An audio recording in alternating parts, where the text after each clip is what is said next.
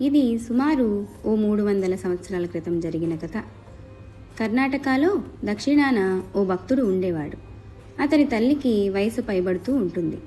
ఆమె కాశీకి వెళ్ళి విశ్వనాథుడైన శివుని ఒడిలో చనిపోవాలని కోరుకుంటూ ఉంటుంది. తను తన కొడుకుతో, దయచేసి నన్ను కాశీకి తీసుకెళ్ళు, నా వయసు పైబడుతుంది, నేను అక్కడికెళ్ళి చనిపోవాలనుకుంటున్నాను అంటుందట. ఆమె తన కొడుకుని జీవితంలో ఇదొక్కటి తప్ప మరేది అడగదు. కాబట్టి అతను తన తల్లితో పాటు దక్షిణ కర్ణాటక నుండి కాశీకి అడవుల గుండా నడుస్తూ సుదీర్ఘ ప్రయాణం మొదలు పెడతాడు. ముసలావిడ కావడంతో ఆమెకు సుస్థి చేస్తుంది. కాబట్టి అతను ఆమెను భుజాన వేసుకుని నడవడం మొదలు పెడతాడు. కొంత సమయానికి అతని శక్తి కూడా క్షీణిస్తుంది. ప్రయాణాన్ని కొనసాగించడానికి అతనికున్న ఒక్కటే మార్గం శివ. ఈ ఒక్క ప్రయత్నంలో నన్ను ఓడిపోనీకు. నా తల్లి నన్ను అడిగింది ఒకే ఒక కోరిక ఇది. దీన్ని నెరవేర్చనివ్వు.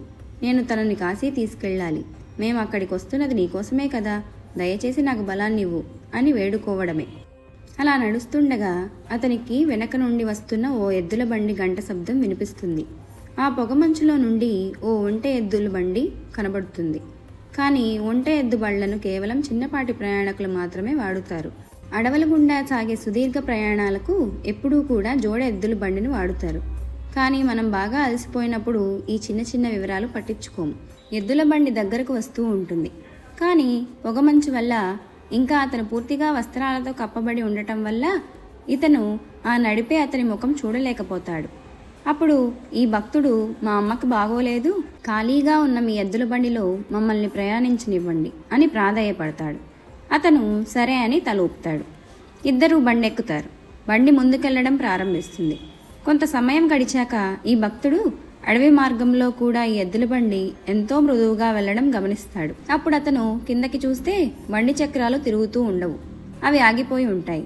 అయినా సరే బండి వెళ్తూనే ఉంటుంది. అప్పుడు అతడు ఎద్దు వైపు చూస్తాడు. ఆ ఎద్దు కూర్చుని ఉంటుంది. అయినా సరే బండి వెళ్తూనే ఉంటుంది. అప్పుడు అతను నడిపే అతని వైపు చూస్తాడు. కేవలం వస్త్రాలు మాత్రమే కనబడతాయి, లోపల మనిషి ఉండడు. తన తల్లి వైపు చూస్తాడు.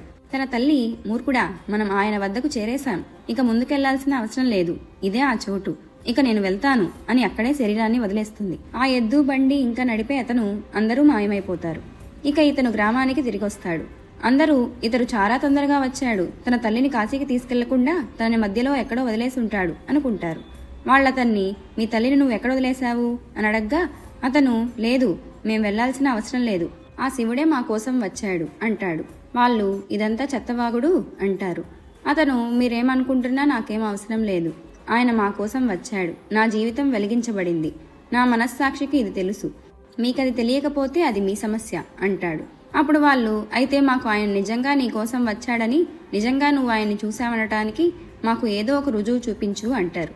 అతను, అదంతా నాకు తెలియదు, ఎందుకంటే నేనే ఆయన్ని చూడలేదు, నేను కేవలం ముఖంపై ఉండే వస్త్రాన్ని మాత్రమే చూశాను, లోపల ముఖం కనపడలేదు, అక్కడ ఏమీ లేదు అంటాడు. అప్పుడు ఉన్నట్టుండి అందరూ ఈ వ్యక్తి మాయమైపోవడాన్ని గమనిస్తారు. వాళ్లకు కేవలం అతని వస్త్రాలు మాత్రమే కనబడతాయి. అతను దక్షిణ భారతదేశంలో గొప్ప ముని అవుతాడు. ఆయన ఎక్కడికి వెళ్ళినా సరే అందరూ ఆయన్ని శూన్యముఖంగా గుర్తించేవారు.